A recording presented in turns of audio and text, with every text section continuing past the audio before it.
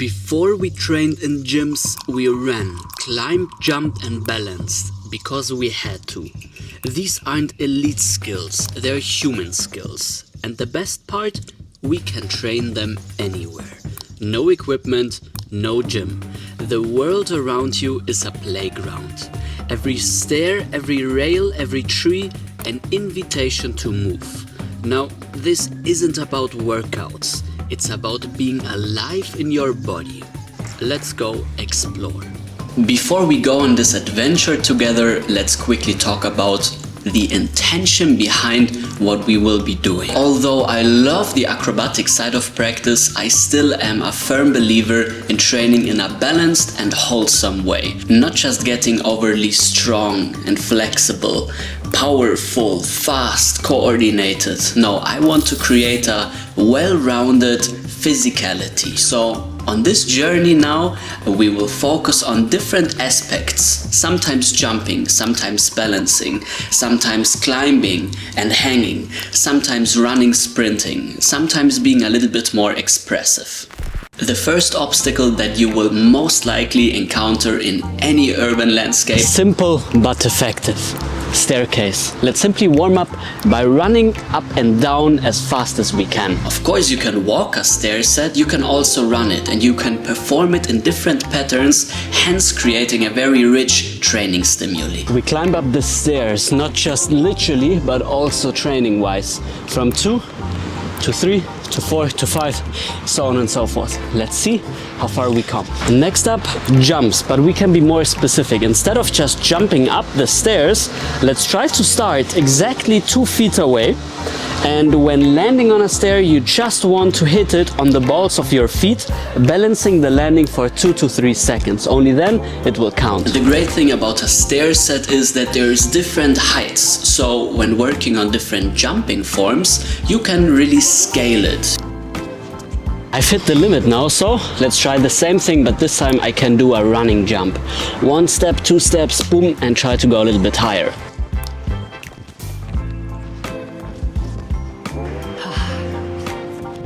This is a tough one, and that's also joyful. It's a challenge. It's not too hard, I know, it's well within my wheelhouse, but I have to work for it. Now, generally speaking, with these jumps, you don't have to stick to exactly these games. Come up with your own jumps. Maybe try to jump up all the way, just every second step. Jump with one leg, jump with crossed legs. Everything is possible. Aye, just so.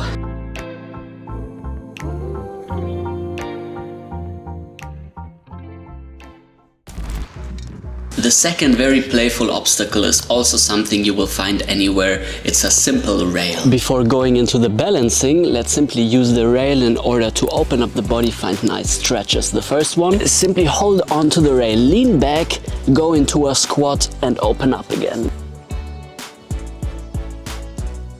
Something else I really love about these rails, you can use them in order to open up your spine. Simply lie on them like you would do on a foam roller, open up and simply enjoy this nice feeling.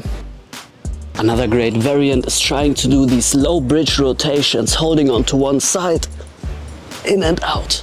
Hey du! Okay, now let's use the rail in a way where it really shines. We can balance with it, of course. A great first task is trying to see if you stay in this low balance and maybe try to hold it with just one leg. Of course, at any time you can hold onto the rail with an arm in order to feel more secure, but then really a task would be, can you balance on either of your legs for about 15 to 20 seconds, a good challenge. If you feel ready, you can try to bring the other leg in, and now you're balancing in the slow squatting position. This is quite a nice one. Of course, if you want to take turns and walks, that's perfectly fine. Being aligned in this more frontal position is quite tough because the balance is not left and right but forwards and back ones. And of course, as soon as you feel comfortable, you try to stand up. Again, I'd say working with just one leg is a little bit easier, and try to keep your eyes from looking down. Straight ahead is a little bit more easy. Walking, twisting, squatting, falling. Rails are great because you can really use them to challenge your balance, not just while being on your legs, but also going onto your arms. For this one, simply grab the rail and really let your knees drop down. Now this should feel rather stable. From here you can try to see if you can let go of one arm. I love this one because it also works your forearms, your whole torso. You can try to walk forwards and backwards, and this is quite a nice challenge. If you wanna dare something, why not try to space this one out and try to see if you can go low into kind of like a modified push-up. Quite a weird one. And again, the options are endless. I will simply show a couple more and you simply try and see if you can manage them or not. Be creative, simply dare to experiment. This is more about fun than rigid training.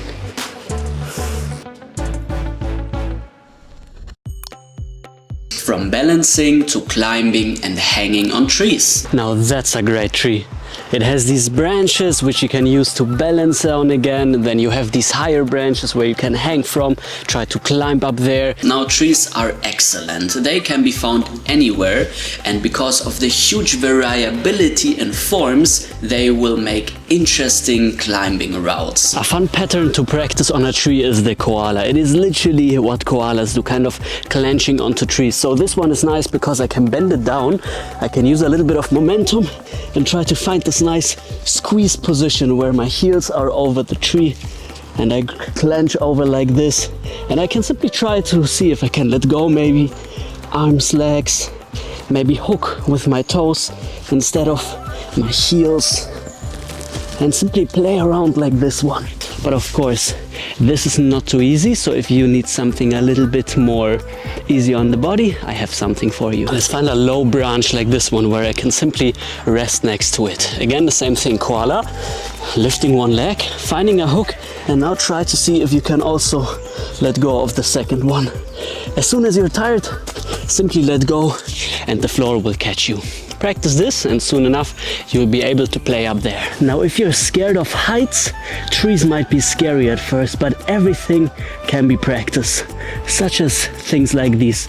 Although they're not necessary, you can stand down there. Now you simply could look at tree climbing and make a reason out of why it could be beneficial by looking at our past. We come from the great apes, so it kind of makes sense that we work in these tree-like scenarios. Our shoulders even allow all of this range of motion, and hanging is one of the more healthy things for your shoulders. But of course you can also look at this practice simply through the glasses of joy. It is extremely fun to climb in trees. Maybe there is some childhood memories attached to it, and for me it's always a great way to get in contact to nature, not only the external one, but my inner nature.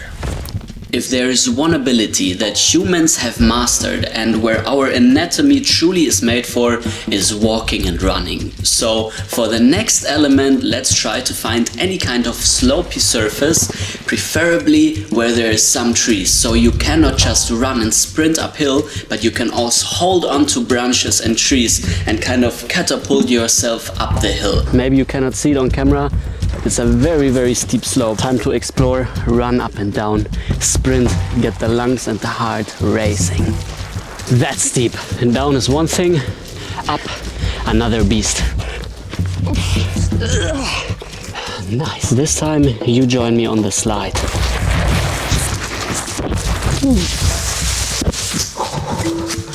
Wow! It really doesn't look like that on camera, but this is very steep. Let's go. A truly great practice that won't only make your heart and your lungs stronger, but your whole body. I've done this now a couple times and my heart is racing, my lung is pumping, the body feels great. Of course this is quite extreme, you don't have to go there. Pick something easier, a little slant, a little hill, crawl up it, run up it, climb up it. It's an invitation to play, isn't it? The next obstacle that you can literally find anywhere, even in the comfort of your own home, is the floor. The floor offers great opportunities for our training and our bodies.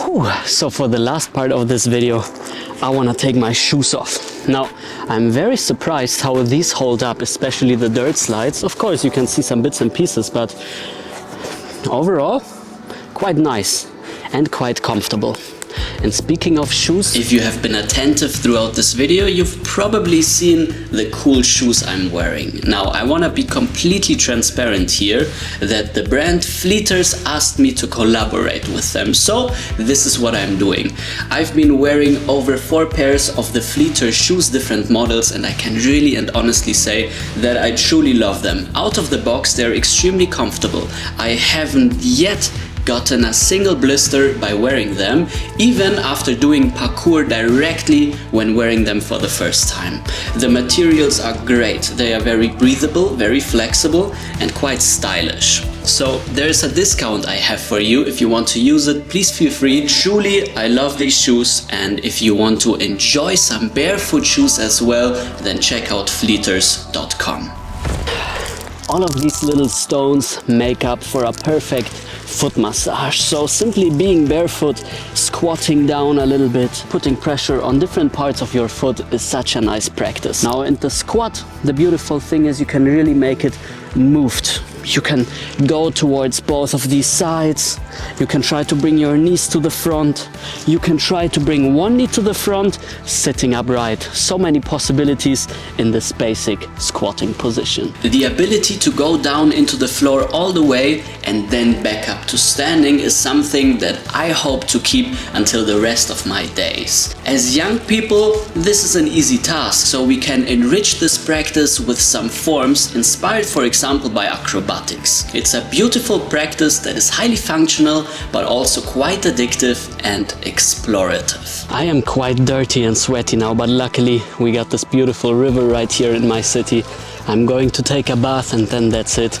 I had a lovely evening, full-on rich practice session. I truly loved it. Of course, this is really just the tip of the iceberg of what you can do while going on an adventure. Your body is an organism that can work with many different external obstacles. So go out and find some others. The inspirations are really endless. If you enjoyed this video, please let me know by giving it a thumbs up, and also let me know in the comments, how did this video inspire you?